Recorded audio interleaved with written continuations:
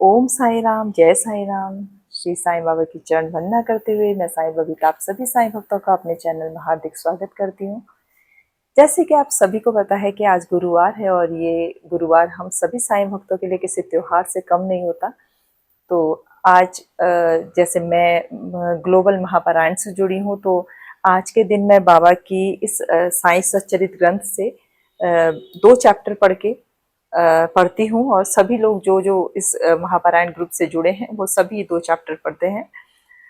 तो आज मेरा मन किया कि मैं इन जो मैं चैप्टर पढ़ती हूँ उनको मैं आप सबके साथ शेयर करूँ, आप सबको सुनाऊं, ताकि जिनके पास भी ये ग्रंथ नहीं है उन्हें भी ये सुनने का अवसर मिले। और वैसे भी मेरी एक फॉलोवर हैं जो उन्हें मुझसे एक शिकायत है, वो कहती है कि आप मुझे ये पढ़ के, आपने काफ़ी टाइम से ये वीडियोस नहीं बनाई जिसमें आपने कथा पढ़ी थी बाबा की ग्रंथ की, क्योंकि मैंने काफ़ी वीडियोस अपनी बाबा की कथाओं की बनाई हैं जो इस ग्रंथ से मैंने पढ़ी हैं। तो आज उनका मैसेज आया था, तो मुझे लगा कि ये वीडियो मैं बनाऊं, आज कथा पढूं, और ताकि किसी को भी शिकायत ना रहे और जिनके पास ये ग्रंथ नहीं है उन्हें भी ये सुनने का अवसर प्रदान हो। तो चलिए देर ना करते हुए इस कथा पढ़ती हूँ मैं आज की। तो पहले तो मैं आपको ये बता दूं कि ये ग्रंथ जो है साईं सच्चरित ग्रंथ तब लिखा गया है जब श्री साईं बाबा सदैव थे, शिरडी में जब निवास करते थे, और उनके आसपास बाबा के बहुत प्यारे भक्त, बहुत ही जो बाबा को की बहुत सेवा करते थे, ऐसे भक्त थे। और उनमें से एक बाबा के भक्त हैं जिनका नाम है श्री गोविंद राव रघुनाथ दाभोलकर, जिनको हेमांड पंत का नाम बाबा ने दिया था, जिनको बाबा ने हेमांड पंत नाम दिया था। और और हेमांड पंत जी ने इस साईं सच्चरित ग्रंथ की रचना की थी। मेरे पास ये ग्रंथ जो है ये पुराना वाला, ये सब पुरानी जो थी उस वक्त की है। और अब जो है जो नया साईं सच्चरित ग्रंथ आ रही है, तो चैप्टर्स यही हैं, पर उसका थोड़ा बाहर जो कवर है वो चेंज है। तो आप ये मत सोचिएगा कि ये आपके पास जो है वो ये पुरानी वाली ग्रंथ है, ठीक है, मतलब पुराना कवर है इसका। तो आज के मुझे चैप्टर मिले थे 46 और 47, तो मैंने सोचा आपके साथ में आपको पढ़ के सुनाती हूँ। और दूसरी बात यह है कि मैं आपको ये बता दूं कि हेमांड पंत जी ने ये जो सच्चरित ग्रंथ रचा ना, तो ये उनका मन किया, क्योंकि जब बाबा लीलाएं करते थे तो उनको उन्हें लगता था कि इतनी सुंदर बाबा लीलाएं करते हैं कि जब बाबा कल नहीं रहेंगे तो उस वक्त लोगों को कैसे पता चलेगा कि क्या क्या बाबा लीलाएं करते थे, क्या बाबा के अनुभव देते थे उस वक्त। तो उन्हें ये ग्रंथ रचने की प्रेरणा मिली उन बाबा की अनुभवों से, और उन्होंने सोचा कि ये ग्रंथ लिखा जाए ताकि आने वाली पीढ़ियां इस सच्चरित ग्रंथ को पढ़ें और उन्हें भी पता लगे, उन्हें भी ज्ञान हो, पता चले कि बाबा उस वक्त क्या क्या लीलाएं करते थे। बहुत सुंदर ये ग्रंथ है, अगर आप लोगों के पास नहीं है तो आप मंगवा सकते हैं और पढ़ सकते हैं। बहुत आपको सुंदर, बहुत अच्छी अच्छी बाबा की लीलाएं हैं और बहुत ही प्रेरणादायक हैं। तो ये इस ग्रंथ का आना भी मेरे पास एक एक्सपीरियंस है और वो मैं अपने आने वाले वीडियोस में शेयर करूंगी। लेकिन आज जो है, आज मैं इस ग्रंथ का जो चैप्टर मुझे मिले हैं उनको मैं आप सबको पढ़ के सुनाऊंगी। तो आज का चैप्टर है अध्याय 46, बाबा की गया यात्रा, बकरों के पूर्व जन्म की कथा। इस अध्याय में श्यामा की काशी, प्रयाग व गया की यात्रा और बाबा किस प्रकार वहां इनके पूर्व ही चित्र के रूप में पहुंच गए तथा 2 बकरों के गत जन्मों के इतिहास आदि का वर्णन किया गया है। प्रस्तावना। हे साईं, आपके श्री चरण धन्य हैं और उनका स्मरण कितना सुखदायी है। आपके भव भय विनाशक स्वरूप का दर्शन भी धन्य है, जिसके फलस्वरूप कर्म बंधन छिन्न भिन्न हो जाते हैं। यद्यपि अब हमें आपके सगुण स्वरूप के दर्शन नहीं हो सकते, फिर भी यदि भक्तगण आपके श्री चरणों में श्रद्धा रखे तो आप उन्हें प्रत्यक्ष अनुभव दे दिया करते हैं। आप एक अज्ञात आकर्षण शक्ति द्वारा निकटस्थ तथा दूरस्थ भक्तों को अपने समीप खींचकर उन्हें एक दयालु माता के समान हृदय से लगाते हैं। हे साईं, भक्त नहीं जानते कि आपका निवास कहाँ है, परंतु आप इस कुशलता से उन्हें प्रेरित करते हैं जिसके परिणाम स्वरूप भासित होने लगता है कि आपका अभय हस्त उनके सिर पर है और यह आपकी ही कृपा दृष्टि का परिणाम है कि उन्हें अज्ञात सहायता सदैव प्राप्त होती रहती है। अहंकार के वशीभूत होकर उच्च कोटि के विद्वान और चतुर पुरुष भी इस भवसागर की दलदल में फंस जाते हैं, परंतु हे साईं, आप केवल अपनी शक्ति से असहाय और सुहृदय भक्तों को इस दलदल से उबार कर उनकी रक्षा किया करते हैं। पर्दे की ओट में छिपे रहकर आप तो सब न्याय कर रहे हैं, फिर भी आप ऐसा भी नहीं करते जैसे उनसे आपका कोई संबंध ही ना हो। कोई भी आपकी संपूर्ण जीवन गाथा न जान सका है, इसीलिए यही श्रेष्ठकर है कि हम अनन्य भाव से आपके श्री चरणों की शरण में आ जाएं और अपने पापों से मुक्त होने के लिए एकमात्र आपका ही नाम स्मरण करते रहें। आप अपने निष्काम भक्तों की समस्त इच्छाएं पूर्ण कर उन्हें परमानंद की प्राप्ति करा दिया करते हैं। केवल आपके मधुर नाम का उच्चारण ही भक्तों के लिए अत्यंत सुगम पथ है। इस साधन से उनमें राजसिक और तामसिक गुणों का ह्रास होकर सात्विक और धार्मिक गुणों का विकास होगा। इसके साथ ही साथ उन्हें क्रमशः विवेक, वैराग्य और ज्ञान की भी प्राप्ति हो जाएगी। तब उन्हें आत्म स्थित होकर गुरु से भी अभिन्नता प्राप्त होगी और इसका ही दूसरा अर्थ है गुरु के प्रति अनन्य भाव से शरणागत होना। इसका निश्चित प्रमाण केवल यही है कि तब हमारा मन स्थिर और शांत हो जाता है। इस शरणागति, भक्ति और ज्ञान की महत्ता अद्वितीय है, क्योंकि इनके साथ ही शांति, वैराग्य, कीर्ति, मोक्ष इत्यादि की भी प्राप्ति सहज हो जाती है।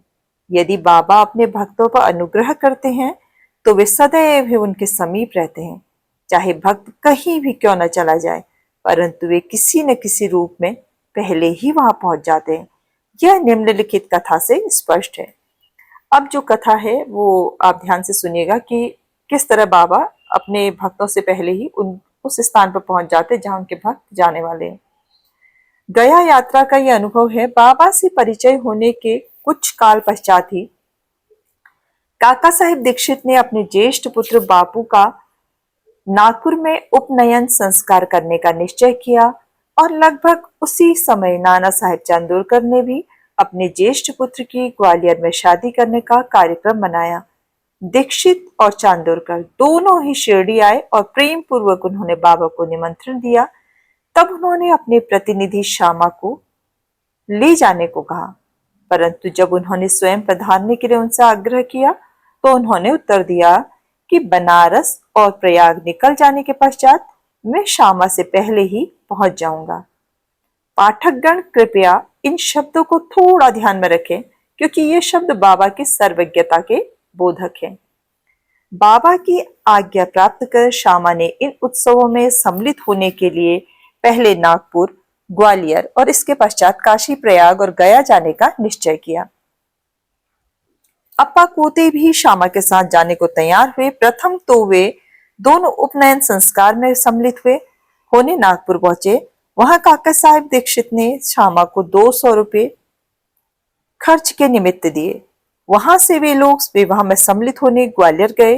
वहां नाना साहेब चांदोरकर ने 100 रुपये और उनके संबंधी श्री जठार ने भी 100 रुपये श्यामा को भेंट किए। फिर श्यामा काशी पहुंचे, जहां जठार ने लक्ष्मी नारायण जी के भव्य मंदिर में उनका स्वागत किया। अयोध्या में जठार के व्यवस्थापक ने भी श्यामा का अच्छा स्वागत किया। श्यामा और कोते अयोध्या में 21 दिन तथा काशी, बनारस में 2 मास ठहरकर फिर गया को रवाना हो गए। गया में प्लेग फैलने का समाचार रेलगाड़ी में सुनकर इन लोगों को थोड़ी चिंता सी होने लगी। फिर भी रात्रि को वे गया स्टेशन पर उतरे और एक धर्मशाला में जाकर ठहरे। प्रातःकाल गया वाला पुजारी पंडा, जो यात्रियों के ठहरने और भोजन की व्यवस्था किया करता था, आया और कहने लगा कि सब यात्री तो प्रस्थान कर चुके हैं, इसीलिए आप भी शीघ्रता करें। श्यामा ने सहज ही उनसे पूछा कि क्या गया में प्लेग फैला है? तब पुजारी ने कहा, नहीं, आप निर्विघ्न मेरे यहाँ पधार कर वस्तु स्थिति का स्वयं अवलोकन कर लें। तब वे उनके पास उनके साथ उनके मकान पे गए। उनका मकान क्या, एक विशाल भवन था जिसमें पर्याप्त यात्री विश्राम पा सकते थे। श्यामा को भी उसी स्थान पर ठहराया गया जो उन्हें अत्यंत प्रिय लगा। बाबा का एक बड़ा चित्र जो कि मकान के अग्रिम भाग के ठीक मध्य में लगा था, देखकर वे अति प्रसन्न हो गए और उनका हृदय भर आया और उन्हें बाबा के शब्दों की स्मृति हो आई कि मैं काशी और प्रयाग निकल जाने के पश्चात श्यामा से आगे ही पहुंच जाऊंगा। श्यामा की आंखों में अश्रुओं की धारा बहने लगी और उनके शरीर में रोमांच हो आया तथा कंठ रुध गया और रोते रोते उनकी गिग्गिया बध गई। पुजारी ने श्यामा की जो स्थिति देखी तो उसने सोचा कि यह व्यक्ति प्लेग की सूचना से भयभीत होकर रुदन कर रहा है, परंतु श्यामा ने उनकी कल्पना के विपरीत ही प्रश्न किया कि यह बाबा का चित्र तुम्हें कहां से मिला। उसने उत्तर दिया कि मेरे 200-300 दलाल मनमाड़ और पूर्ण तांबे के क्षेत्र में कार्य करते हैं तथा उस क्षेत्र में से गया आने वाले यात्रियों की सुविधा का विशेष ध्यान रखा करते हैं। वहां शिरडी के साईनाथ महाराज की कीर्ति मुझे सुनाई पड़ी। लगभग 12 वर्ष हुए मैंने स्वयं शिरडी जाकर बाबा के श्री दर्शन का लाभ उठाया और वही श्यामा के घर में लगे हुए उनके चित्र से मैं आकर्षित हुआ था। तभी बाबा की आज्ञा से श्यामा ने जो चित्र मुझे भेंट किया था वह यह वही चित्र है। श्यामा की पूर्व स्मृति जागृत हो आई और जब गया वाले पुजारी को यह ज्ञात हुआ कि ये वही श्यामा हैं जिन्होंने मुझे इस चित्र द्वारा अनुग्रहित किया था और आज मेरे यहाँ अतिथि बनकर ठहरे हैं, तो उनके आनंद की सीमा न रही। दोनों बड़ी प्रेम पूर्वक मिलकर हर्षित हुए। फिर पुजारी ने श्यामा का बादशाही ढंग से भव्य स्वागत किया। वह एक धनाढ्य व्यक्ति थे। स्वयं डोली में और श्यामा को हाथी में बिठाकर खूब घुमाया तथा हर प्रकार से उनकी सुख सुविधा का ध्यान रखा। इस कथा ने यह सिद्ध कर दिया कि बाबा के वचन सत्य निकले। उनका अपने भक्तों पर कितना स्नेह था इसको तो छोड़ो, वे तो सब प्राणियों से पर एक सा प्रेम किया करते थे, उन्हें अपना ही स्वरूप समझते थे। यह निम्नलिखित कथा से विदित हो जाएगा। अब दूसरी कथा है, उसे सुनिएगा। 2 बकरों की यह कथा है। एक बार जब बाबा लेंडी बाग से लौट रहे थे तो उन्होंने बकरों का एक झुंड आते देखा। उनमें से 2 बकरों ने उन्हें अपनी ओर आकर्षित कर लिया। बाबा ने जाकर प्रेम से उनके शरीर पर अपने हाथ से थपथपाया और उन्हें 32 रुपये में खरीद लिया। बाबा का यह विचित्र व्यवहार देखकर भक्तों को आश्चर्य हुआ और उन्होंने सोचा कि बाबा तो इस सौदे में ठगे गए हैं, क्योंकि एक बकरे का मूल्य उस समय 3-4 रुपये से अधिक न था और वे 2 बकरे अधिक से अधिक 8 रुपये में प्राप्त हो सकते थे। उन्होंने बाबा को कोसना प्रारंभ कर दिया, परंतु बाबा शांत बैठे रहे। जब श्यामा और तात्या ने बकरे मोल लेने का कारण पूछा तो उन्होंने उत्तर दिया कि मेरे कोई घर या स्त्री तो है नहीं जिसके लिए मुझे पैसे इकट्ठे करके रखने हैं। फिर उन्होंने 4 सेर दाल बाजार से मंगवाकर उन्हें खिलाई। जब उन्हें खिला पिला चुके थे तो उन्होंने पुनः उनके मालिक को बकरे लौटा दिए। तत्पश्चात ही उन्होंने उन बकरों के पूर्व जन्मों की कथा इस प्रकार सुनाई। श्यामा और तात्या, तुम सोचते हो कि मैं सौदे में ठगा गया हूं, परंतु ऐसा नहीं है। इनकी कथा सुनो। गत जन्म में ये दोनों सगे भाई थे और पहले इनमें परस्पर बहुत प्रेम था, परंतु बाद में ये एक दूसरे के कट्टर शत्रु बन गए। बड़ा भाई आलसी था, किंतु छोटा भाई बहुत परिश्रमी, जिसने पर्याप्त धन उपार्जन कर लिया था, जिससे बड़ा भाई अपने छोटे भाई से ईर्ष्या किया करता था। इसीलिए उसने छोटे भाई की हत्या करके उसका धन हड़पने की ठानी और अपना आत्मीय संबंध भूलकर वे एक दूसरे से बुरी तरह झगड़ने लगे। बड़े भाई ने अनेक प्रयत्न किए, परंतु वह छोटे भाई की हत्या में असफल रहा। तब वे एक दूसरे के प्राण घातक शत्रु बन गए। एक दिन बड़े भाई ने छोटे भाई के सिर पर लाठी से प्रहार किया। तब तब बदले में छोटी बाई ने भी बड़े भाई के सिर पर कुल्हाड़ी चलाई और परिणाम स्वरूप वही दोनों की मृत्यु हो गई। फिर अपने कर्मों के अनुसार ये दोनों बकरे की योनि को प्राप्त हुए। जैसे ही वे मेरे समीप से निकले तो मुझे उनके पूरे इतिहास का स्मरण हो आया और मुझे दया आ गई। इसीलिए मैंने उन्हें कुछ खिलाने पिलाने तथा सुख देने का विचार किया। यही कारण है कि मैंने इनके लिए पैसे खर्च किए जो तुम्हें महंगे प्रतीत हुए। तुम लोगों को यह लेन देन अच्छा नहीं लगा, इसीलिए मैंने उन दोनों बकरों को गडेरिए को वापस कर दिया। केवल मनुष्य ही नहीं, सभी प्राणियों के लिए बाबा के हृदय में अपार प्रेम था। श्री सद्गुरु साईनाथ अर्पण वस्तु शुभम भवतु। तो कैसी लगी आपको बाबा की ये लीला जो बाबा ने सदैव रहकर की थी शिरडी में जब बाबा थे। तो सोचिए बाबा, अब ये लीलाओं का जो लीलाएं हैं बाबा की, ये बाबा के सदैव जब थे बाबा तब से चली आ रही हैं और आज भी है, क्योंकि बाबा ने वचन दिया है कि मैं अगर चला भी गया तो मेरी अस्थियां भी ऊर्जा का संचार करेंगी और वो चलेंगी फिरेंगी बोलेंगी और अपने मेरे भक्तों के कष्टों को दूर करेंगी। तो इसीलिए मैं आप सबसे कहती हूँ कि बाबा पे श्रद्धा रखिए, बाबा पे विश्वास रखिए। दो मंत्र बाबा ने दिए हैं, श्रद्धा और सबूरी। उन दोनों मंत्रों को आपको अमल में रखना चाहिए, ध्यान में रखना चाहिए। और देखिए बाबा ने जैसे क्या बताया इसमें कि कितने दयालु हैं बाबा। जो दो बकरों की कथा है उस चीज से आपको ये पता चला होगा, ये दोनों कथाएं बहुत ही सुंदर कथाएं हैं बाबा की, कि